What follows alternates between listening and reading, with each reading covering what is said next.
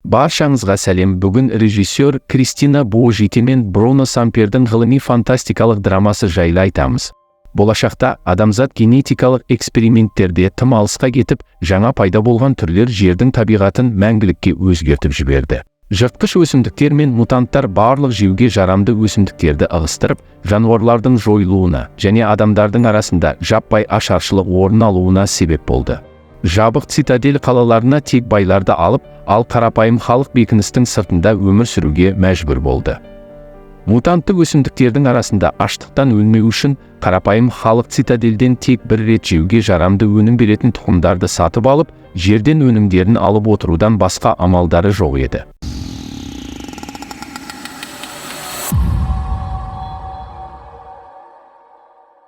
Батпақты далада қалың тұманда Вестер атты қыз орманда аралап жүр.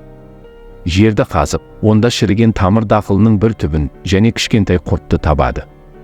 Оның жанында дрон бар, оны сал ауруына шалдыққан әкесі Дари қашықтан басқарады. Олар үйге орман арқылы оралады. Жолда жыртқыш өсімдіктер қызды жеуге тырысады. Үйге оралған соң Вестер түтік арқылы әкесінің өңешіне енгізетін тағамды дайындайды. Ол тіршілікті қамтамасыз ететін құрылғыларға және сөйлейтін дронды қолдайтын механизмге қосылған. Қызы табылған құрттың дыңғысын талдау үшін басқа ғимараттың жертөлесінде орналасқан зертханаға барады.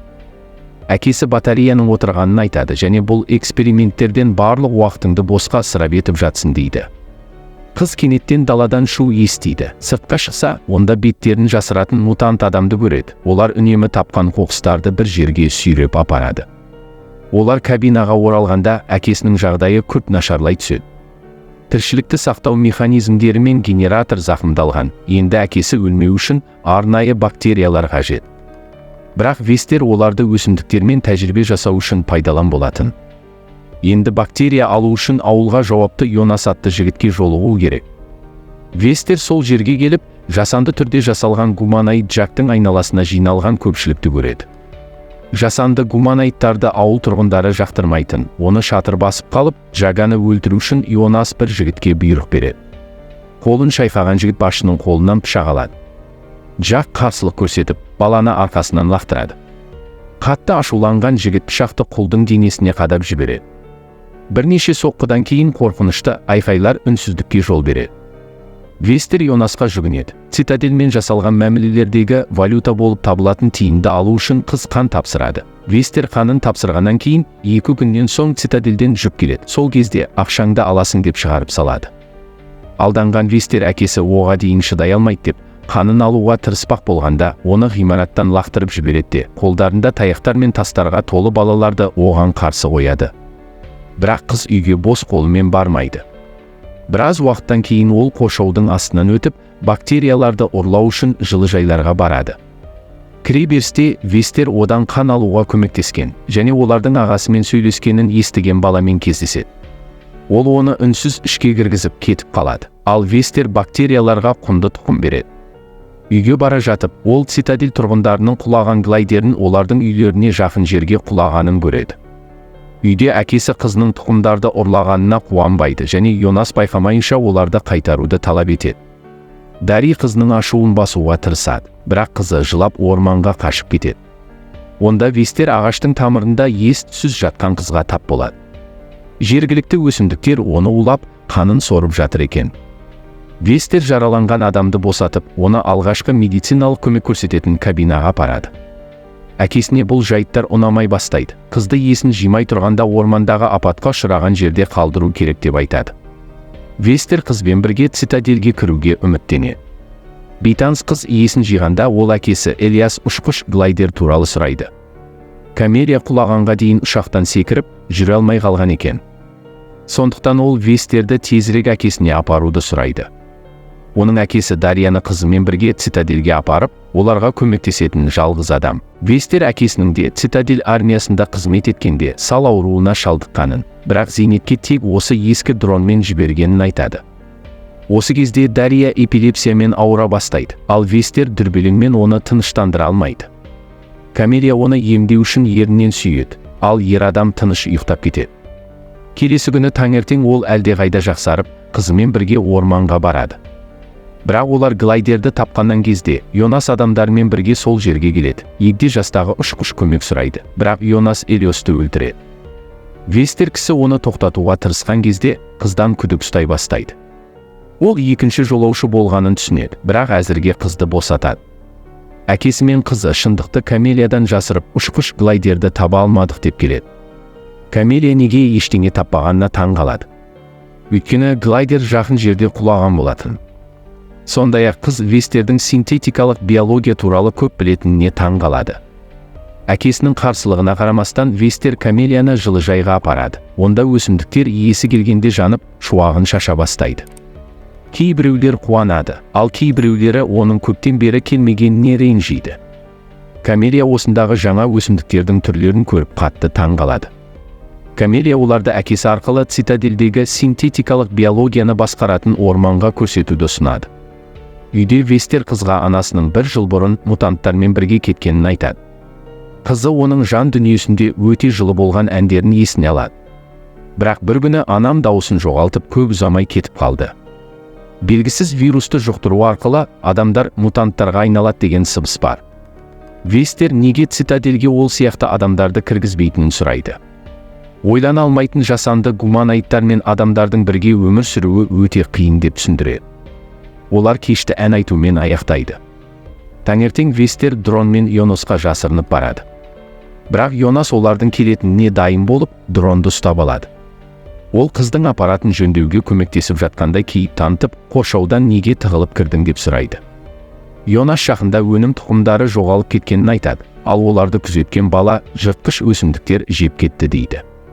Вестер өзінің ұсталғанын түсініп, дронды алып қашады, бірақ дрон ұша алмай жерге құлайды. Оны бұзған Йонас еді. Дрон құлаған жерден Вестер оның тұқымын ұрлауға рұқсат берген баланың мәйітін көріп шошиды. Ол Йонас жіберген қуғыншылардың дауыстарын естіп қашып кетеді.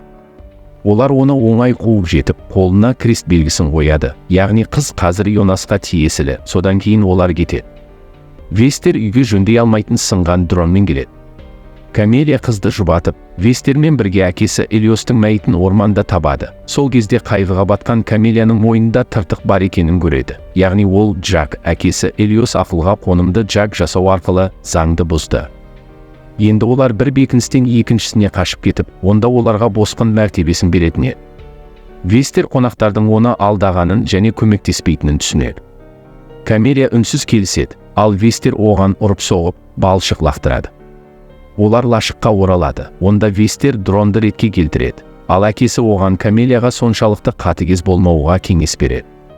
Осы уақытта Камелия өмір сүрудің мағынасын көрмей, пышақты артқы жағындағы тыртыққа қадауға тырысады. Бірақ екінші жарақат қалдырып қана қояды. Оны Вестер тоқтатып, болашаққа үміт береді. Басқа бөлмеге апарып, Камелиядан ДНК үлгісін сұрайды. Вестер оның соңынан еріп, тізбектің бір бөлігі жасанды түрде бұғатталғанын көреді, бірақ оның құпиясы неде екенін түсіне алмайды. Ана цитадельде оны тезірек анықтайтын еді деп қынжылады. Камелия цитадель сен ойлағандай керемет емес дейді. Цитадельдің сырты ғана тартымды, ал ішкі жағы мүлдем басқаша дейді. Ол сол жерде Элиас үшін өмір сүрді, оның қызметшісі, қамқоршысы және досы болды. Бірақ оның өзі оған бұйырғанның бәрін жасағысы келмеді. Вестер үлгіні жалғастыруда, ал Камелия Элиас үшін ойнаған кездегідей лютада ойнайды. Вестер мұны байқайды, дың жасушалары музыкаға байланысы бар, және тізбектің жасырын бөлігі ашылады. Ішінде цитадель тұқымдарының құлпын ашуға мүмкіндік беретін кілт бар. Осылайша олар бір реттік емес, үнемі өнім беретін тұқымдарды жасай алады. Элиастың жоспары бұл құпияны басқа цитадельдегі баспанаға айырбастау болды. Вестер дронмен бірге жаңа тұқымдар жасау үшін қажетті ингредиенттерді алу үшін ескі зертханаға барады. Осы уақыт ішінде Йонас зертханаға жасырынып кіреді. Ол Камелияны көріп, Дарияны өлтіремін деп қорқытып, өзімен бірге жүруге шақырады. Камелия арқасымен бұрылғанда оның Джак екенін түсінеді, және өзін тыртыққа тигізу арқылы өзін қожайыны етуге тырысады. Бірақ оған Вестер кедергі жасап, пышақпен ер адамға шабуылдайды. Төбелес кезінде дрон Вестердің өлуіне жол бермейді, ал Камелия Йонастың қолын пышақпен үстелге шегелейді. Вестер пышақты Йонастың тамағына апарады, өзінің бостандығы үшін мәміле жасағысы келетінін айтады. Ол Йонастың жарасына таңғыш қойып, тұқым туралы ашқан жаңалықтары туралы айтады. Вестер ауыл тұрғындарына өз тағамдарын өсіруге және цитадельге тәуелді болмауға көмектесуге уәде береді. Ол бізді тастап кетеді, бірақ ол ауылды абсолютті бақылауға алатын жүйені өзгерткісі келмейді. Ол базаға оралғанда, ол бірден цитадельмен байланысқа шығып, оларға Камелия мен Вестердің орналасқан жерін айтады. Кешке Вестер алғашқы құлыптан босатылған тұқымдарды жасай алады, бірақ цитадель жіберген іздеу тобы олардың есігінің астынан улы газ жібереді. Дари қыздарға жасырынып дем алмауды бұйырады. Бұл оларға қашуға, уақыт табуға мүмкіндік береді. Әкесі мені тастап, Ильясқа баспана уәде етілген оңтүстік цитадельге тезірек баруды айтады. Қызы аңғалдықпен жалғыз қалу үшін тұқым беруді ұсынады, бірақ әкесі цитадельде қызмет еткен, онда қандай бұйрықтар бар екенін біледі. Алайда Вестерді оны тастап кетуге көндіру оңай болмағандықтан әкесінің өзі бұйырады. Қыз кетіп бара жатқанда Камелиядан қызына қарауға уәде беруін сұрайды. Түнде қара костюм киген сарбаздар тобы жерге түседі. Йонас оларды табалдырығында қарсы алған сәтте оны өлтіреді. Елді мекендегі қырғыннан кейін жендеттер Дарияның үйіне барады. Ол өзінің дронмен жанармай багын жарып, жендеттерді арғы дүниеге алып кетеді. Жарылысты естіген Вестер артқа қарай жүгіреді, бірақ Камелия оны тоқтатады.